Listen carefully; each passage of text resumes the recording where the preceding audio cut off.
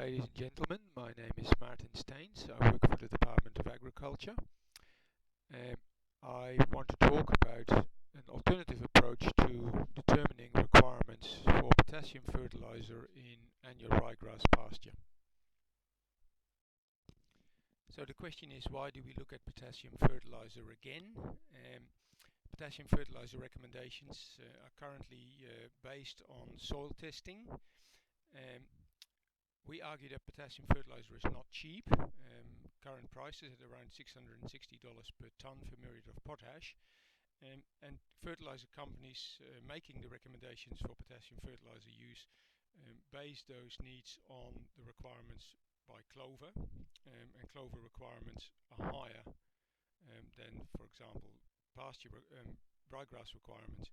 But the reality is that there is not much clover in modern dairy swards. Intensively grazed dairy swards contain as little as 10% clover, or sometimes even less. And so one can question why to continue to base recommendations for potassium based on soil testing and the requirements of clover.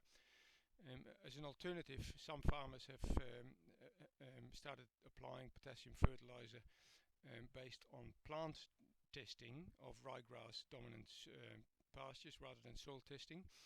And when we adopted this approach about 10 years ago at the Department of Agriculture Vasse research station, we reduced our potassium use to about 35 kilograms per hectare as opposed to 100 kilos per hectare in the preceding 5 years. And this saved us, on average, at current prices, about $78 per hectare per year. So our new approach for ryegrass swards is to use tissue testing or plant testing rather than soil testing to determine fertilizer requirements for potassium. But then of course the question is, what plant test value should we use for annual and Italian ryegrasses which dominate our dryland pasture swards? So this brings us to the potassium fertilizer experiment at Vasse research station. The experiment has had a very long establishment phase or preparation phase. We had to actually create a potassium depleted soil, and this has taken us 7 years. We chose a paddock which was low in soil potassium, and then for 7 years applied no potassium fertilizer. We avoided any grazing because urine is rich in potassium, so we didn't want to contaminate soil with urine. And also every year we harvested silage or hay to ensure potassium depletion.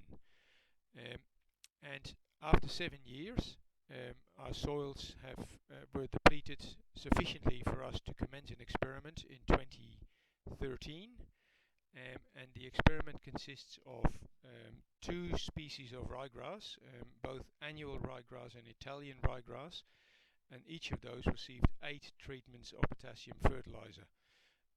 And then because we replicated all the treatments 4 times, we ended up with 64 small pasture plots. These were harvested every time at the 3-leaf stage during the annual pasture season over 3 years, from 2013 to 2015, which is the current pasture season, which is in progress. So this slide shows the amount of potassium fertilizer applied to our 8 different treatments. We had 2 treatments which received no potassium fertilizer, and then 6 treatments which received either 10, 20, 40, 80, 160 or 320 kilograms of potassium fertilizer per hectare per year. And this was applied, split over 6 applications per grazing season, 1 application after each grazing during the season. So, for example, the treatment receiving 10 kilos per hectare per year would receive about 1.5 kilos per hectare per application per grazing.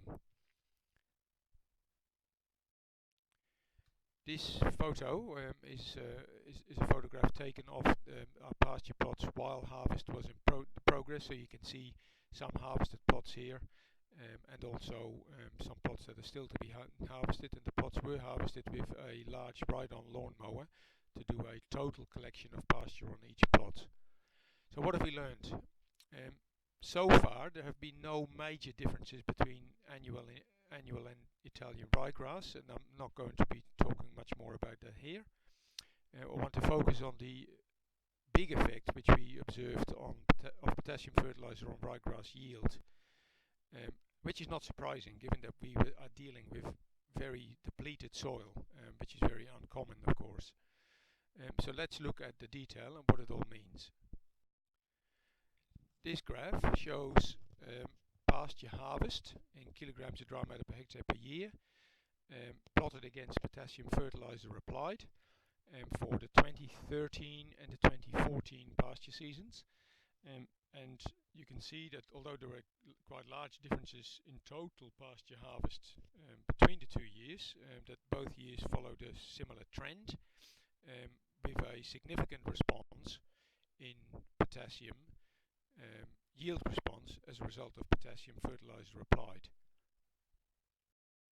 So if we look at the mean pasture yield for the 2 years, you can see that with these very depleted soils, that not applying any potassium fertilizer reduced yield typically by about 3.5 tons of dry matter per hectare per season.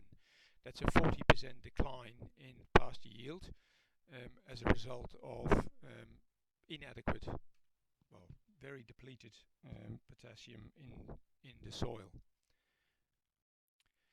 So we can work out from this data the amount of potassium fertilizer required to achieve the 95% of maximum ryegrass yield achieved, and which is a sort of typical target for saying that what is the optimum amount of potassium fertilizer to apply. And in our case, that worked out to 96 kilograms per hectare of potassium per year.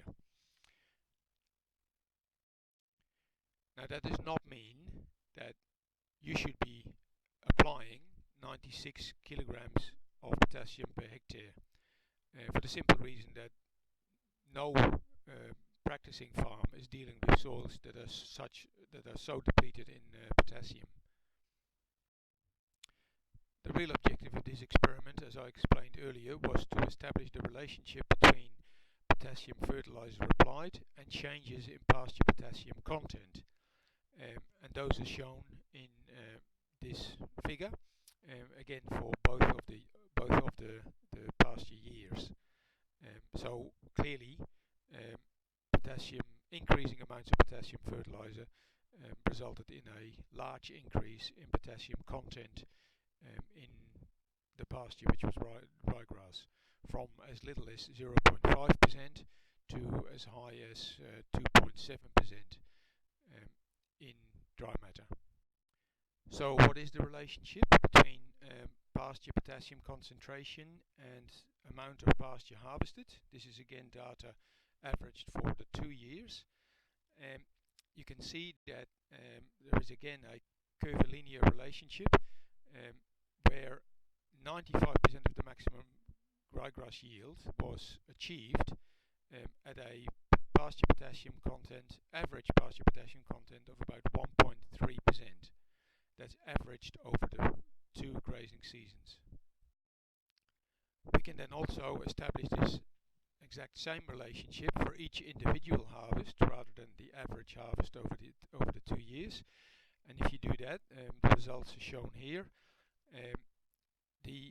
You can see that the critical potassium concentration, that is the potassium concentration at 95% of maximum pasture yield, is actually higher early in the season. At harvest 1 it was 1.9%, and it then gradually declines, 1.5% in July, 1% in September, October, then it drops even further and then back to about 1% in December, the last harvest of the annual pasture season. So we argue that for practical purposes, 1.5% potassium in ryegrass is a safe target to ensure that pasture yield is not going to be limited, and the older figure of the figure that was mentioned earlier of 2% is certainly more than safe. So in summing up our work, it's clear that ryegrass is very efficient at using potassium fertilizer. Our results suggest that 1.5% potassium in ryegrass is more than adequate to maintain high ryegrass yields. So therefore, for ryegrass-based pastures, tissue testing is a really good guide to decide on how much potassium fertilizer to apply, rather than soil testing, which will almost certainly lead to overuse of potassium fertilizer, and therefore a higher expenditure on potassium fertilizer than it can be justified. On the other hand, if clover is an important part of the sward, then tissue testing is not for you, because it will not provide enough potassium to maintain clover. But of course, that does mean you must be prepared to spend substantially more on potassium fertilizer compared to what would be required if ryegrass was the focus. Thank you for your attention. If you have any questions, you're most welcome to email me on the email address shown on this page. Thank you very much.